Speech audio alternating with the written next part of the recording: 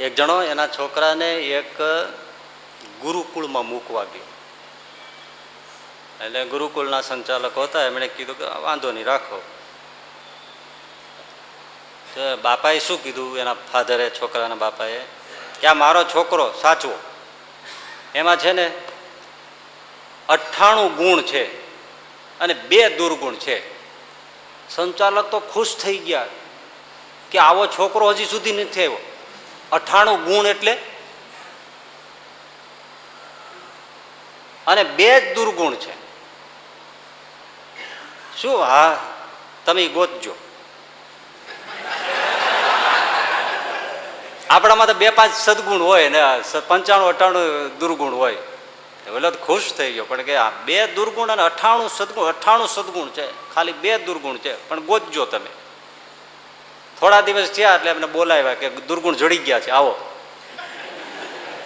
શું છે દુર્ગુણ? તો એક, એનામાં અક્કલ નથી, અને બીજું, બીજાનું માનતો નથી. પોતામાં અક્કલ નથી અને પાછું બીજાનું માનવું નહીં. એના જેવા દુર્ગુણ દુનિયામાં બીજા કોઈ નહીં. પોતાને અક્કલ ન હોય તો બીજાનું માનવું જોઈએ. એટલે બીજા 98 સદગુણ હોય દુર્ગુણ થઈ જાય. આને પોતાને અક્કલ નથી અને બીજાનું માનતો નથી. એનું કામ કેમ પાર પાડવું? તો અત્યારે આજે ભણેલા ગણેલા અને અવિશ્વાસી જે બધા થઈ ગયા, બસ પોતાને દેખાતું નથી અને જેનું દેખાય છે એનું માનવું નથી. આને કહેવાય મૂઢ. વિશ્વાસ ક્યાં છે? દેખતાઓનો વિશ્વાસ નથી અને પોતે આંધળા છે કબૂલ કરવું નથી.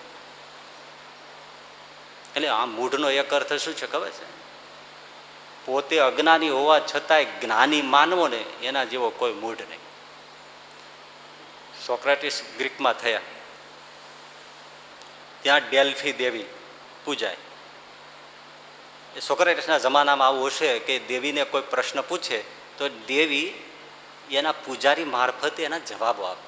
સમજો ને આપણે માતાજીને ભુવા જેવું. હા, બસ હા, એ દેશનું હોય, વાતો વિદ્વાનની હોય એટલે બધા હાયા પાડે. હવે અહીંયા આપણે ઘરે ઘરે નાકે નાકે એવા બેઠા જ દેવી દ્વારા બેઠા. ડેલ્ફી દેવી તો કેટલી છે, વાત વાતમાંથી નીકળે છે. ત્યાં એક જ હશે. એટલે પૂજારી મારફતે જવાબ આપે. એમાં બધા લોકો ભેળા થયા અને પછી પૂછ્યું દેવીને કે અત્યારે ગ્રીકમાં જ્ઞાની પુરુષ કોણ છે? એટલે ડેલ્ફી દેવીએ પૂજારી મારફતે કહ્યું કે સોક્રેટિસ અત્યારે જ્ઞાની પુરુષ છે. જવાબ સાચો આપ્યો. એટલે લોકો તો તરત સોક્રેટિસ પાસે ગયા, આદર આપવા માંડ્યા, પ્રણામ કરવા માંડ્યા. સોક્રેટિસ કે ભાઈ શું છે? તો કે તમે જ્ઞાની પુરુષ છો એટલે અમે તમારી પાસે આવ્યા છે. સોક્રેટિસ કે તમને કોણે કીધું હું જ્ઞાની છું? હું સાવ અજ્ઞાની છું. મારા જેવો ગ્રીકમાં કોઈ અજ્ઞાની નથી. લ્યો બોલો, તમને જેને કીધું હોય તે ખોટું છે. મારા જેવો અજ્ઞાની કોઈ નથી, એ હું કહું છું. મારું હું જાણતો હોઉં ને, એટલે મને કોઈ જ્ઞાની કહેતું હોય તે બિલકુલ ખોટું છે, એનો ભ્રમ છે. મારા જેવો અજ્ઞાની કોઈ નથી. વાત જ છોડી નહીં, હું અજ્ઞાની છું, મારા જેવો કોઈ ગ્રીકમાં નથી. અને તમને જેણે કીધું હોય તેણે કે હું જ્ઞાની છું, એ વાત સદંતર ખોટી છે. હું અજ્ઞાની છું અને મારા અજ્ઞાનને હું જ કહું છું. આ લોકો મૂંઝાયા, ફરી પાછા આવ્યા અને પાછું ડેલ્ફી દેવીને પાછી પ્રાર્થના કરીને કહ્યું કે સોક્રેટિસ તો એમ કે છે કે મારા જેવો કોઈ અજ્ઞાની નથી.